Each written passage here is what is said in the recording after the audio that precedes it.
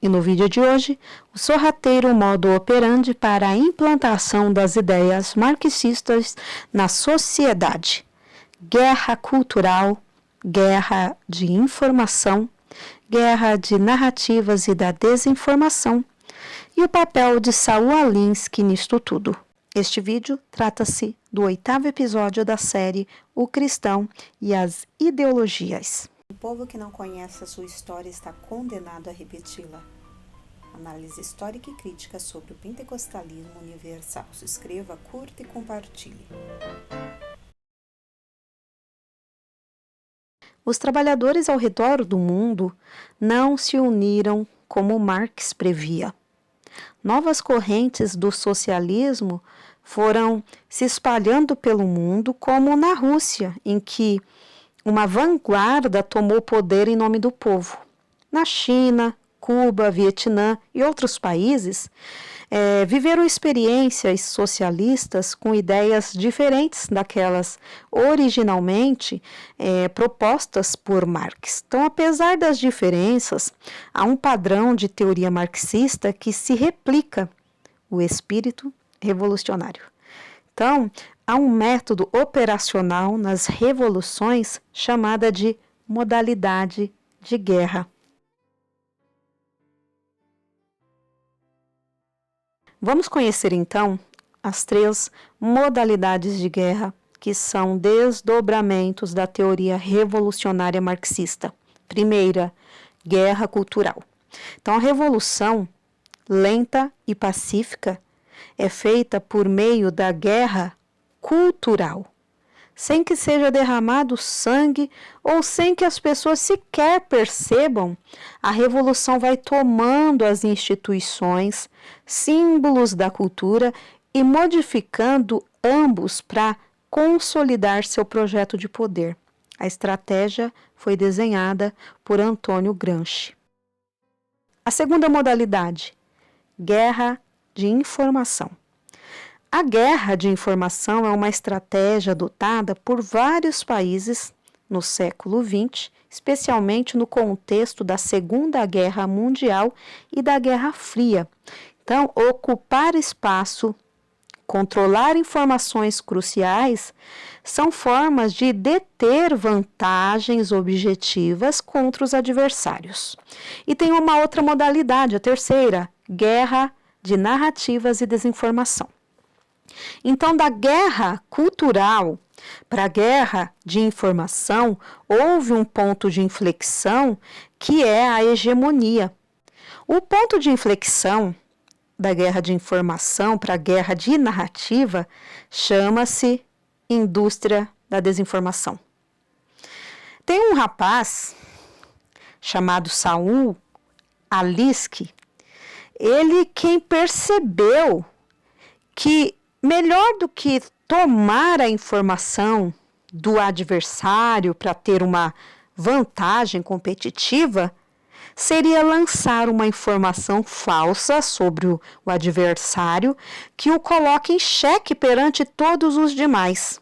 Então, plantar uma mentira proposital para comprometer os planos de ação do adversário. Para isso é usado a tática da desinformação.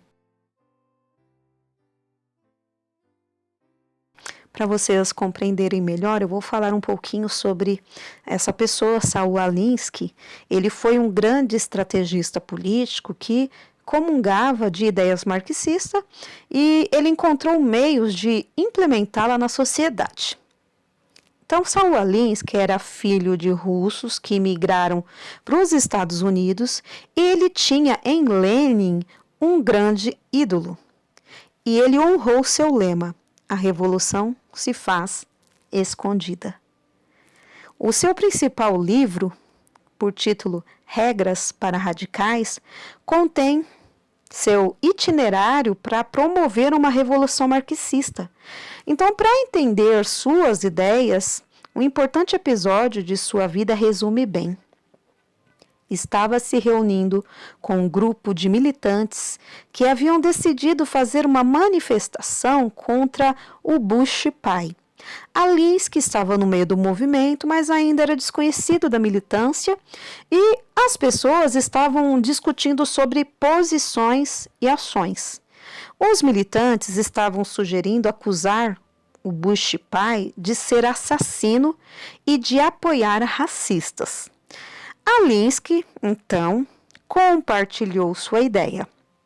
Vestir alguns indivíduos com roupas da Ku Klux Klan, esse movimento racista da história dos Estados Unidos, para que em determinado momento, no meio da manifestação, declarassem apoio a Bush. Então, para ele, isso seria muito mais eficiente do que um protesto de oposição.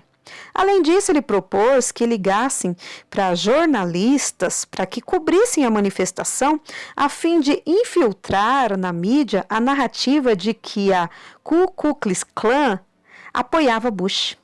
Então, como a investigação para descobrir se eram ou não membros da Ku Klux Klan e reportar a notícia real demora muito tempo, a notícia falsa já estaria disseminada. Assim, o resumo de suas estratégias consistem em... Então, veja bem as estratégias de Saul Alinsky. Dividir a sociedade em classes ou minorias e criar oposições que permitam a tomada de espaços. Uma outra estratégia de Alinsky é apresentar-se como candidato que representa as minorias oprimidas. A outra estratégia é a destruição do adversário político, mesmo que seja necessário a difamação com acusações de machista, homofóbico, racista e etc. A outra estratégia, os políticos não devem se basear em qualquer moralidade. Deixa a moralidade para lá. Para vencer eleições e tomarem cargos, a ética é algo criado pela elite dominante. Outra estratégia, um candidato de esquerda não deve revelar todas as suas propostas políticas, e sim, somente as que têm um apelo popular. E ele também fala que uma outra estratégia é a criação de ONGs, organizações não governamentais, uma espécie de governo paralelo que representa um grupo, interesses e coordena a sua ação. Então, a ONG concentra o poder político de um lobby, um bloco de votos, uma militância, recursos, e tudo isso pode ser utilizado em favor próprio. Um outro episódio marcante de sua vida foi quando ele foi entrevistado acerca da questão do objetivo das ONGs. O entrevistador lhe perguntou: qual era o objetivo das ONGs? E ele, talvez levado pelo momento, respondeu: o problema nunca é problema. O problema é sempre a revolução. Com base nas teorias de Saul Alinsky, da Escola de Frankfurt, e de Antônio Gramsci, surge a chamada nova esquerda no cenário político global. Vou concluir aqui com uma frase do professor Marcos Boeira. Essa base revolucionária não está totalmente ancorada em Marx. Há muitas outras teorias presentes, mas um fato é inexorável. De todas as teorias revolucionárias produzidas na história contemporânea, a teoria que mais ganhou força cultural cultural e política tenha sido a teoria marxista da Revolução, que se propagou e ganhou novas roupagens à medida que as diferentes escolas sociológicas passaram a desenvolver teorias sociais ampliadas que, de alguma forma, acabavam numa noção da guerra e da revolução como plano de fundo da civilização humana.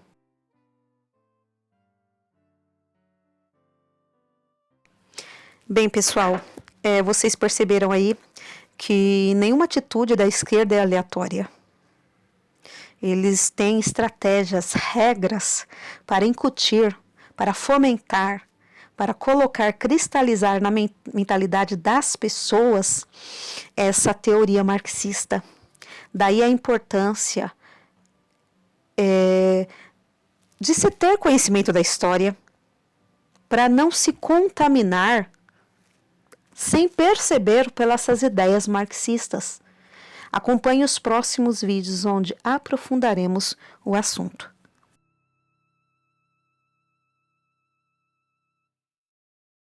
Porque nada podemos contra a verdade, senão pela verdade. 2 Coríntios 13:8. Se inscreva, curta e compartilhe.